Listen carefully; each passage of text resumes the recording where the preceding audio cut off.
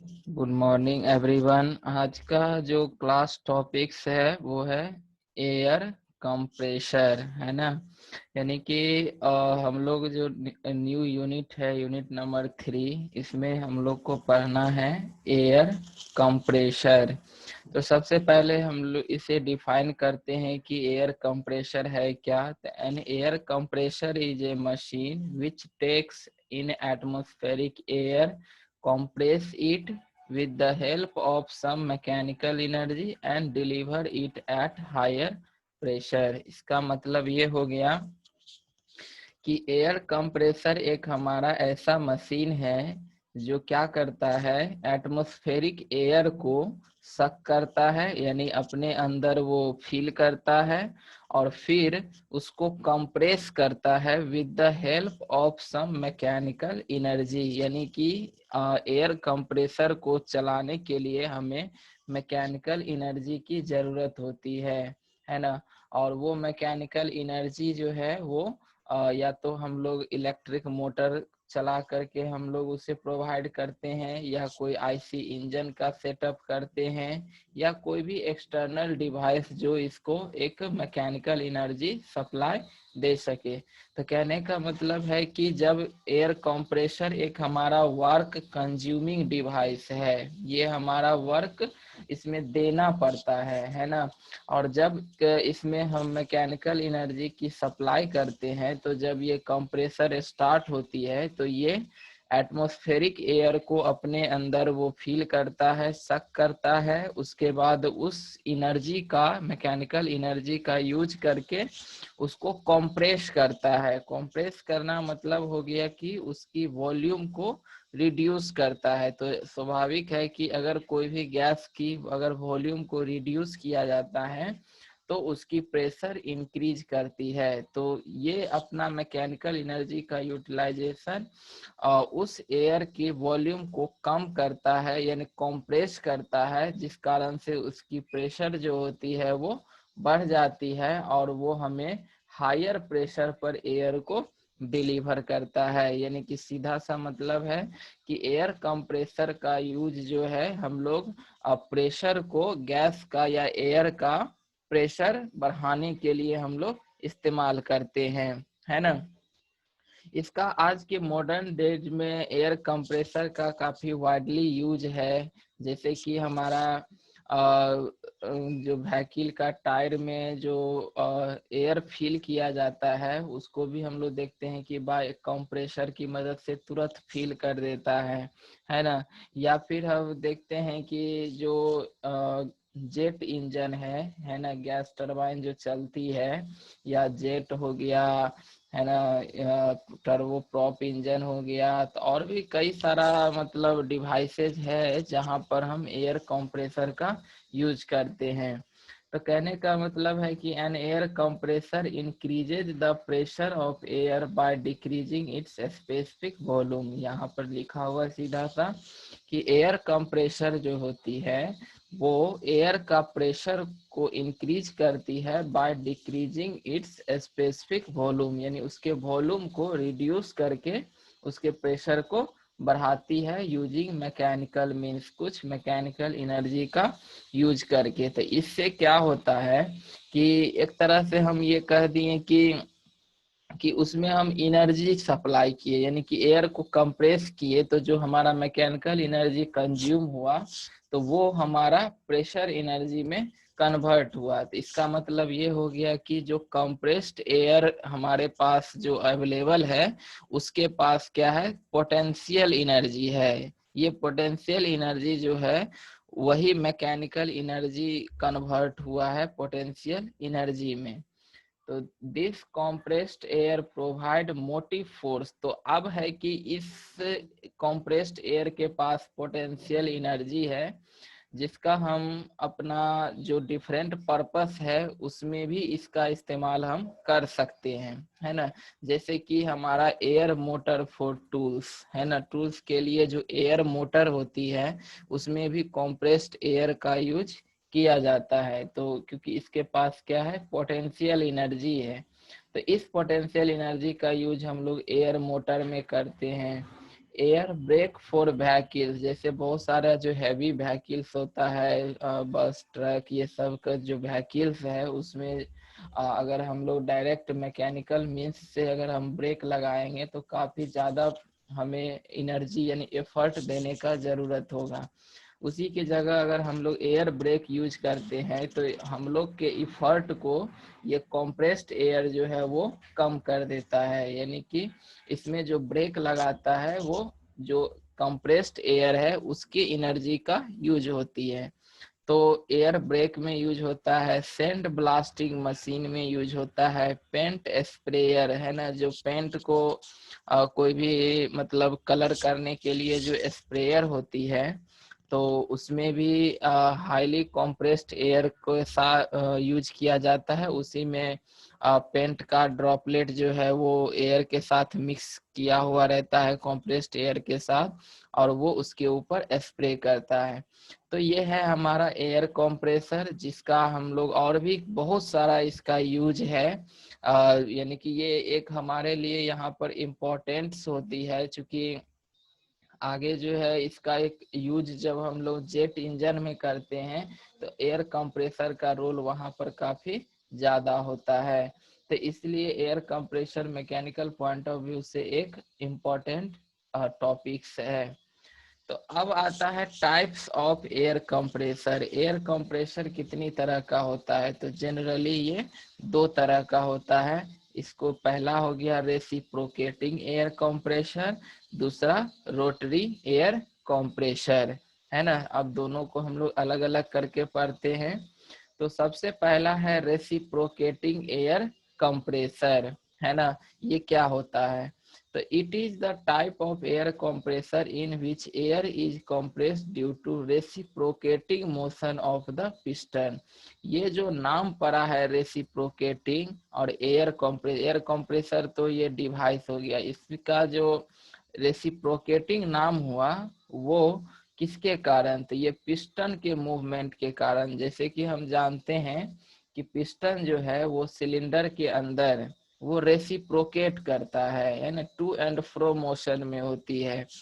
तो अगर हमारा एयर कंप्रेसर इस टाइप का है जिसमें कि पिस्टन और सिलेंडर का अरेंजमेंट है और उसमें पिस्टन हमारा टू एंड फ्रो मोशन में है यानी रेसिप्रोकेटिंग मोशन में है, तो वैसे कंप्रेसर को रेसिप्रोकेटिंग एयर कंप्रेसर कहलाता है।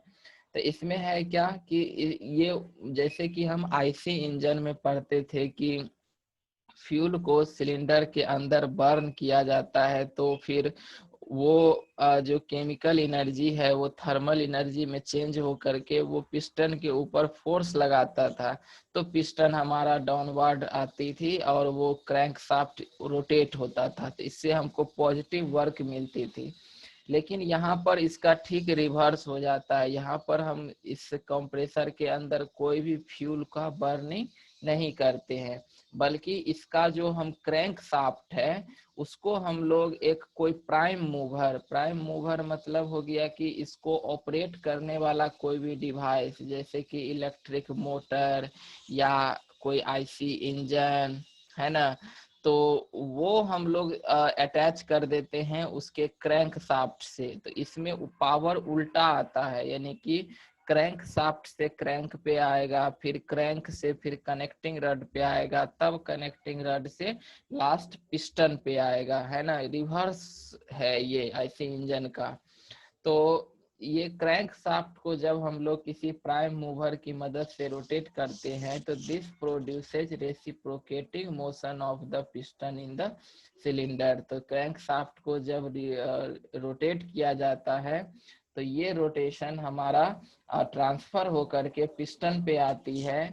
क्रैंक शाफ्ट का जो रोटरी मोशन है वो पिस्टन पर आकर के रेसिप्रोकेटिंग मोशन में कन्वर्ट हो जाती है ना। पिस्टन हमारा जो रेसिप्रोकेटिंग मोशन में होता है सिलेंडर के अंदर में।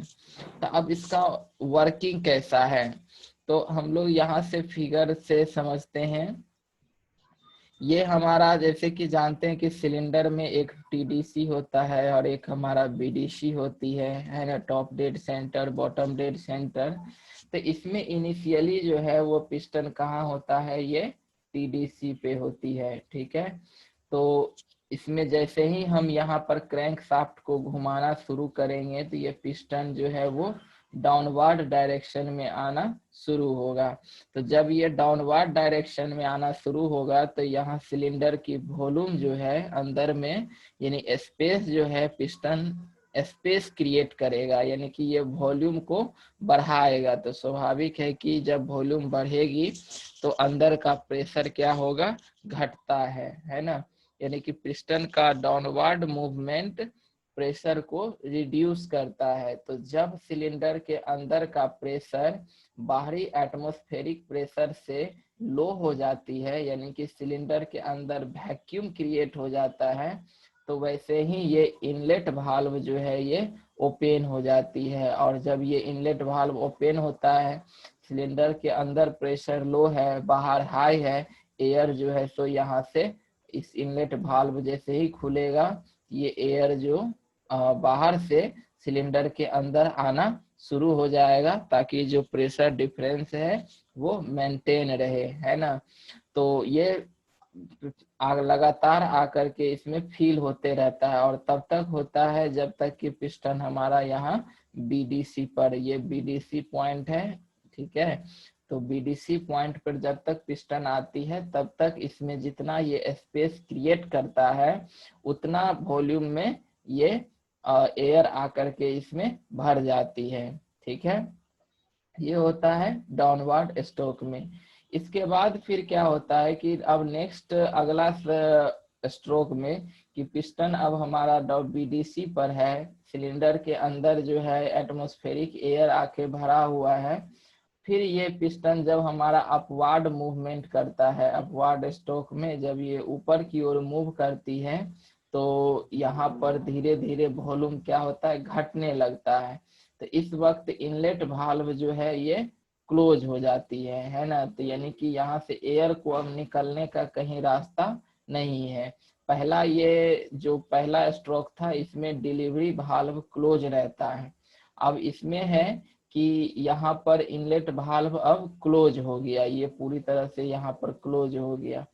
तो ये पिस्टन जैसे जैसे ऊपर की ओर मूव करेगा, इसकी वॉल्यूम को क्या करेगा, वो रिड्यूस करेगा, है ना। सारे एयर को यहाँ से कैरी करते हुए वो क्लियरेंस वॉल्यूम की ओर कंप्रेस करेगा। तो कहने का मतलब है कि गैस एक कंप्रेसिबल फ्लूइड है, और जब इसकी वॉल्यूम को रिड्यूस किया जाता है तो इसकी प्रेशर धीरे धीरे इंक्रीज करेगा, क्योंकि इसकी कहीं भी बाहर जाने की रास्ता क्लोज है। और ये डिलीवरी वाल्व जो होता है वो हमारा एज ए की यूज, अब हमारा जितना प्रेशर का हमें यूटिलाइजेशन है, जितना प्रेशर की हमें जरूरत है, एज ए उतना प्रेशर के बराबर जो है इस पर मैकेनिकल फोर्स से ये क्लोज रहता है। कहने का मतलब ये है कि जैसे जैसे ये पिस्टन अपवार्ड में आएगा, सिलेंडर के अंदर प्रेशर इंक्रीज करते जाएगा, और एक समय ऐसा आएगा कि ये अंदर का सिलेंडर का प्रेशर इंक्रीज जो है वो डिलीवरी प्रेशर के बराबर हो गया। मतलब ये सिलेंडर के अंदर का प्रेशर सफिशिएंट है डिलीवरी वाल्व को खोलने के लिए, यानी ये डिलीवरी एयर का प्रेशर और सिलेंडर के अंदर का प्रेशर अगर बराबर हो जाती है तो डिलीवरी वाल्व जो है ये ओपन हो जाता है, और इस तरह से यहाँ पर एक हाई प्रेशर यानी कि एट ए डिलीवरी प्रेशर पर हमें एयर की जो है वो प्राप्त होता है। तो पहले ये एयर जो हमें यहाँ डिलीवरी हो रहा है इसकी प्रेशर जो है वो एटमॉस्फेरिक प्रेशर से काफी ज्यादा हाई होता है। इस तरह से हमें ये प्रेशराइज्ड एयर हम प्राप्त करते हैं। तो ये जो एयर का जो प्रेशर जो बढ़ा वो किसके कारण, तो ये पिस्टन के रेसिप्रोकेटिंग मोशन के कारण, है ना। तो इसीलिए इसका नाम दिया जाता है रेसिप्रोकेटिंग एयर कंप्रेसर, है ना। तो जनरली रेसिप्रोकेटिंग कंप्रेसर का जो यूज जो है वो जब हमें हाई प्रेशर डिलीवरी की जरूरत होती है, हाई एयर प्रेशर का जरूरत होता है जहां भी, वहां पर इसका यूज किया जाता है। हाँ, लेकिन ये है कि इसमें अगर हमको क्वांटिटी की बात करें, डिस्चार्ज की बात करें, तो वो इसका कम होता है रेसिप्रोकेटिंग का। मतलब जहां पर अगर हमको हाई अमाउंट में चाहिए प्रेशराइज्ड एयर, तो फिर वहां पर ये रेसिप्रोकेटिंग एयर कंप्रेसर सुटेबल नहीं होता है। ये सिर्फ वहां सुटेबल होता है जो जहां पे हमें लो वॉल्यूम और हाई प्रेशर की जरूरत हो। तो इस तरह से ये अपवार्ड और डाउनवार्ड जो मूवमेंट है पिस्टन का, ये कह रहा है कि this cycle is repeated during the operation. ये साइकिल बार बार रिपीट होते रहता है ना। और इस तरह से हमें एक हाई प्रेशर एयर प्राप्त होती है। बट इसका एक डिसएडवांटेज है। इसका डिसएडवांटेज क्या है कि इसमें एयर फ्लो जो होता है वो इंटरमिटेंट होता है, नॉट कंटिन्यूअस। मतलब हमें कंटिन्यूअसली इसमें से जो डिलीवरी एयर है वो हमें प्राप्त नहीं होता है, इंटरमिटेंट होता है। ऐसा क्यों? क्योंकि इसका एक स्ट्रोक जो होता है वो सिलेंडर के अंदर आकर के एयर फिल ही होता है, सक्शन स्ट्रोक जिसको हम कहते हैं। कि सक्शन स्ट्रोक में सिर्फ एयर आके भरता ही है। इस स्ट्रोक के दौरान हमें कोई एयर का डिलीवरी हमें प्राप्त नहीं होता है ना। सेकेंड स्ट्रोक जब होती है, और वो भी जब इस यहाँ का प्रेशर राइज करता है अप टू डिलीवर प्रेशर तक, तब जा करके हमको यहाँ पर एयर का डिलीवरी होता है। तो कहने का ये मतलब हो गया कि ये इंटरमिटेंट होता है। एक स्ट्रोक में हमें मिलेगा हाई प्रेशर एयर जो है वो डिलीवर होगा एक स्ट्रोक में, जबकि दूसरा स्ट्रोक में वो नहीं होगा। तो यानी कि ये इंटरमिटेंट होता है, एक बार मिलेगा फिर रुकेगा फिर मिलेगा, है ना। कंटिन्यूअसली ये हमें प्राप्त नहीं होता है। तो इस तरह से ये कंप्रेसर जो है रेसिप्रोकेटिंग एयर कंप्रेसर वो हमारा वर्क करता है। तो आई थिंक कि ये सब क्लियर हो गए। इस सब में भी वही सब सारा लैंग्वेज जो है, जो अभी हम अप स्ट्रोक और डाउन स्ट्रोक में समझाए हैं, वही सारा चीज इसमें लिखा हुआ है। आई थिंक कि ये क्लियर हो गया होगा, है ना। Thank you.